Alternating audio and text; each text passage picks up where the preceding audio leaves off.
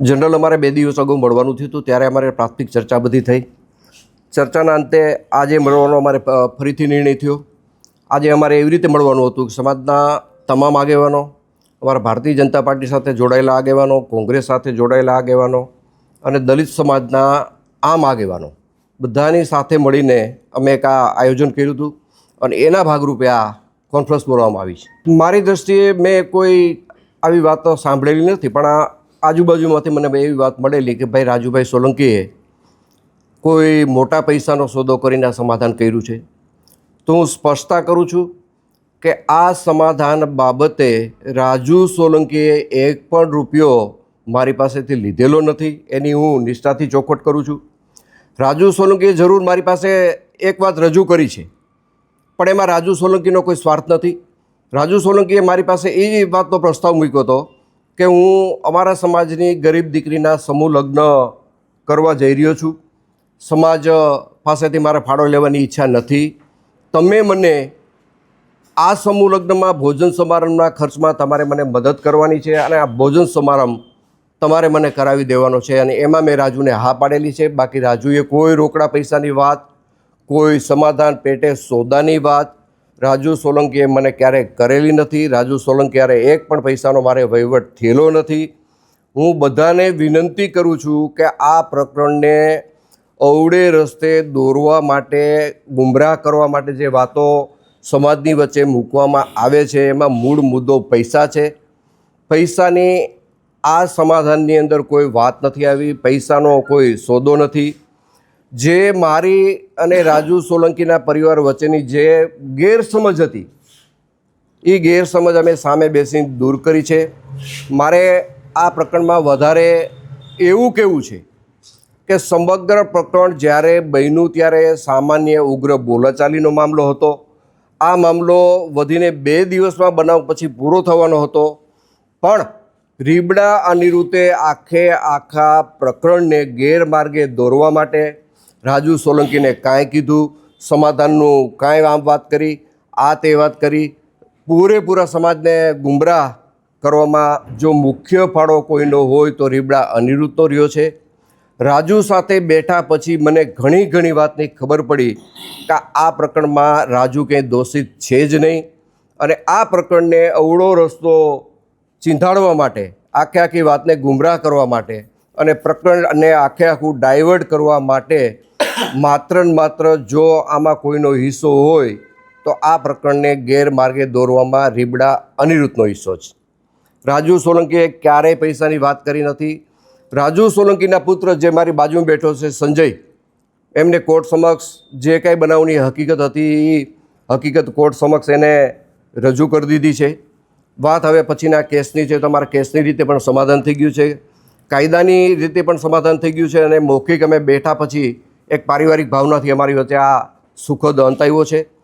આ વસ્તુને કોઈ અવળે રસ્તે ન દોરે, કોઈ જુદી રીતે ન જોવે. રાજુ સોલંકી પણ ભોગ બનીને આવ્યો છે ત્યારે એને કોઈએ કાંઈ કરી દીધું નથી. અનિરુદ્ધે માત્ર ને માત્ર વાતું કરી છે. અનિરુદ્ધ તરફથી રાજુ જેલમાં ગયા પછી કોઈ જાતનો સહકાર મળેલો નથી. રાજુની હાજરીમાં હું કહું છું. આજથી 2 વર્ષ પહેલાં જે ગણેશ ગોંડલ અને સંજુ સોલંકીનો જે ઝઘડો હતો, એ ઝઘડામાં મેં 12 કલાક મથામણ કરી અને એફઆઈઆર દાખલ કરાવી. ત્યારે એક પણ સમાજનો આગેવાન મારી સાથે નહોતો.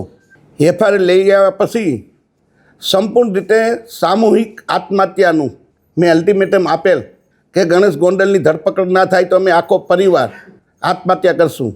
એ આત્મહત્યાના સામૂહિક આત્મહત્યાના પ્રેશરમાં આવી સરકારશ્રીએ ગણેશ ગોંડલની ધરપકડ કરી. ત્યાર પછી હું રાજકોટ આવેલો. મારી બીપીની દવા ચાલુ છે. દવા લેવા આવેલો. મને અમારા એક આગેવાનનું જે દેવદાનભાઈ મુસળિયા છે એમનો મને ફોન આવેલો કે મને અનુજસિંહ બાપુનો ફોન આવેલો છે અને આપણે અનુજસિંહ બાપુને મળવા જવાનું રીબડા છે. ત્યારે હું રાજકોટથી રિટર્ન રીબડાની નજીક હતો ને મને ફોન આવ્યો એટલે મેં કીધું હું અહીં રીબડાની બાજુમાં જ છું. ત્યારે યોગેશ ભાષા, પિન્ટુ બગડા અને દેવદાન મુસળિયા મને અનુજસિંહ બાપુ પાસે લઈ ગયા. અનિરુદ્ધસિંહ બાપુ પાસે લઈ ગયા અને મને એવું કીધું કે આપણે ગોંડલ જવાનું છે. જેમ જયરાજસિંહ જાડેજા અને ગોંડલ ગણેશ રીબડા આવ્યા અને અમારી આબરૂ કાઢી, એમ આપણે જયરાજસિંહ બાપુની આબરૂ કાઢવા જવાની છે. તો મને થોડોક રોષ હતો કે મારા દીકરાનું અપહરણ કર્યું, મારા દીકરાને માર્યો, એના અનુસંધાનું એને વાતમાં આવી ગયું. લડાઈ ગોંડલ 20 રીબડાની હતી. આમાં દલિત સમાજને કાંઈ લેવા દેવા નહોતું, પણ દલિત સમાજને ક્યાંક ને ક્યાંક દલિત સમાજના 2-3 રાજકોટ જિલ્લાના આગેવાન, 2-3 જુનાગઢ જિલ્લાના આગેવાન આખા સમાજને ગેરમાર્ગે દોર્યો. મારો સમાજ નિર્દોષ છે, મારા સમાજનામાં ક્યાંય દોષ નથી. સમાજે મને મદદ કરી છે, એ બદલ સમાજનો હું આભારી છું.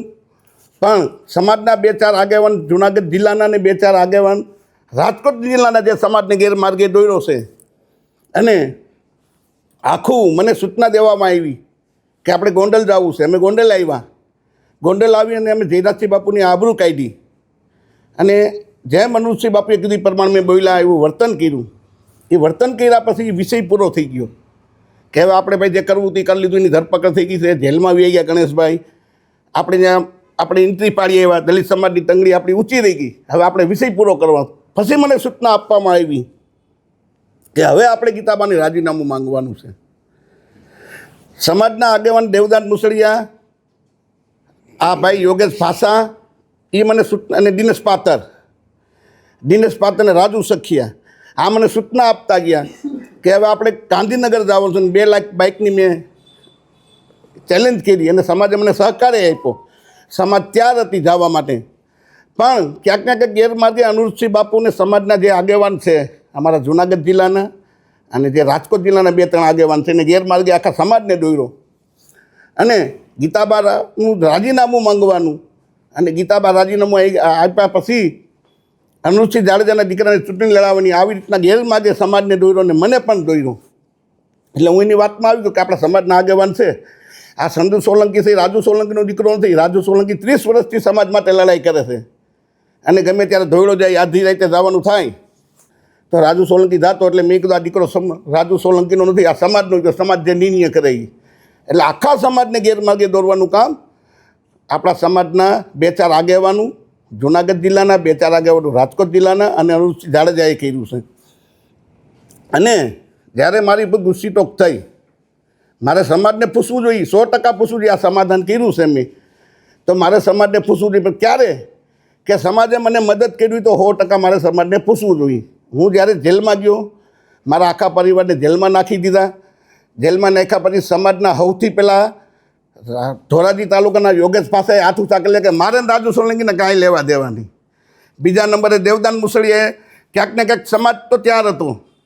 એક એવું મોટું આંદોલન થઈ રહ્યું હતું કે તમે ઊંડા કાનને ભૂલી જાવ એવું મોટું જબરદસ્ત આંદોલન થાત તો રાજુ સોલંકી ક્યાંક ક્યાંક મોટો થાત ને સમાજના આગેવાનો કપાતા હતા. એટલે આંદોલન ના કર્યું. સમાજના લોકોને રોકવામાં આવ્યા કે આપણે આંદોલન નથી કરવું, આપણે કાંઈ નથી કરવું. રાજુ એના પાપે અંદર જેલમાં ગયો છે. મને મદદ ના કરી. મારી ઘરવાળી જાતિને આગેવાનોને પૂછતી કેટલા ભાઈ મારા ઘરવાળાને, મારા દીકરાને, તમે આખું ગુજરાત જાણે છે કે રાજુ સોલંકી ઉપર ને રાજુ સોલંકીના પરિવાર પર ખોટી ગુસ્સીટોક થઈ છે. આખો સમાજ જાણે છે. પણ ક્યાંક ને ક્યાંક સમાજના આગેવાનું વહીવટી તંત્રએ સેટિંગ કરીને અમને જેલમાં નાખવામાં આવ્યા. અને જેલમાં ગયા પછી સમાજના આગેવાનું જ અમારા જૂનાગઢ ડીવાયએસપીનું સન્માન કરવા હું કામે ગયા હતા ભાઈ તમે? કેમ કે આ જે જૂનાગઢના ડીવાયએસપી સાહેબ છે તમારા સંબંધી થાય છે. રાજુ સોલંકીને જેલમાં નાખ્યો એ બદલ સમાજના આગેવાનું, જે આ કહેવાતા આગેવાનોનું હું નામ દઉં છું, એ સન્માન કરો કે સાહેબ તમે બહુ સારું કર્યું, રાજુ સોલંકીને તમે જેલમાં નાખ્યું.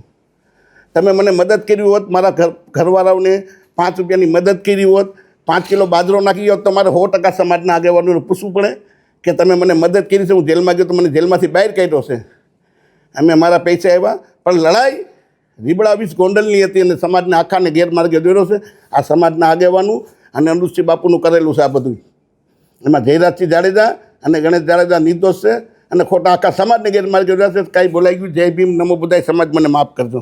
નહીં, ફરિયાદ ખોટી નહોતી. બનાવ થયો તો, જે બનાવ થયો છે એ બનાવ થયો તો, પણ એક રસ્તો, કોઈ પણ ઝઘડાનું, કોઈ પણ ઝઘડો થાય તેનો રસ્તો એક સમાધાન છે. તો સમાધાન મને કોઈ પ્રેશરથી, કોઈ લાલચથી કે કોઈ દબાણથી મને રાજુ સખિયાનો એક ઓડિયો જોયો મેં હમણાં, વિડીયો, એમાં રાજુ સખી એમ કહીશ કે રાજુભાઈ સોલંકી 35 લાખ રૂપિયા ભાઈ અનુજસિંહ પાસેથી લેવા. તો જે તે સમયે જયરાજસિંહ બાપુ મારી બાજુમાં બેઠા છે. જે તે સમયે મને 2 કરોડ રૂપિયાની ઓફર હતી. તો હું 2 કરોડ લઉં કે 35 લાખ લઉં? ભાઈ પૈસા જ મારે જોતા હોય તો અનુજસિંહના 35 લાખ ના લો, જયરાજસિંહ બાપુના 2 કરોડ હું લઈ લઉં. આક્ષેપ કરવામાં આવ્યો છે કે મોટી રકમથી સમાજ 1 રૂપિયો લીધો નથી અને મારે પૈસાની જરૂરી નથી. ભાઈ સમાજ વિરોધમાં ગયો છે, શું કહે? નહીં, સમાજ વિરોધમાં નથી. જે સમાજના આગેવાનો છે, જે 2-4 કહેવાતા જુનાગઢ જિલ્લાના, 2-4 કહેવાતા રાજકોટ જિલ્લાના, જેને બાઇક બટાઈવાળા છે, હમણાં હું એને 1 લાખ રૂપિયા ગીચામાં નાખી દો એટલે અમારા રાજુ સોલંકી ભગવાન હમણાં મારા વખાણ કરવા માંડે. ભાઈ મને તમને ખબર છે કે ઘોઘાવદરમાં ભેગા થયા તો 15 જણાથી 16 જણા માણસ નહોતા. અને આજે તમે પાછળ જોયું, આ સમાજના જ આગેવાનો છે જે બેઠા, એ પવિત્ર છે, નિષ્ઠાવાન છે, એ આગેવાનો અમારી સાથે છે. પણ જેને ભાગ બટાઈવાળા છે, જેને પૈસા જોતા છે, જે આની પહેલાં તમને ખબર હોય તો દિનેશ પાટર ઉપર જે કંઈ બનાવ થયો હતો અને દિનેશ પાત્ર રોતો હતો, એ વિડીયો તમને મેં જો બતાવ્યો હમણાં, એનો રોતો જ્યારે એ મને વાવડો એવા મિલા છે કે એ સુરત મિટિંગ થઈ હતી અને સુરતથી કોઈ ચોક્કસ આગેવાનો પાસેથી પૈસા લાવીને આવવાના હતા. એટલે આવા એના ધંધા છે. સમાજને હાથ જોડીને વિનંતી છે કે આવા આગેવાનોને વાતોમાં ના આવતા. અને મારે પૂછવું જોઈએ સમાજને, પણ જ્યારે મને સમાજે મદદ કરી હોય તો મારે 100% પૂછવું જોઈએ. કોઈ સમાજના માણસ 1 કિલો તેલ મારે ઘેરે કે 1 કિલો બાજરો આપી ગયા હોય તો મને કહે કે અમે 1 કિલો બાજરો કે 10 રૂપિયા રાજુભાઈને ઘેરે કે એના પરિવારને મદદ કરી છે, તો મારે 100% પૂછવું જોઈએ.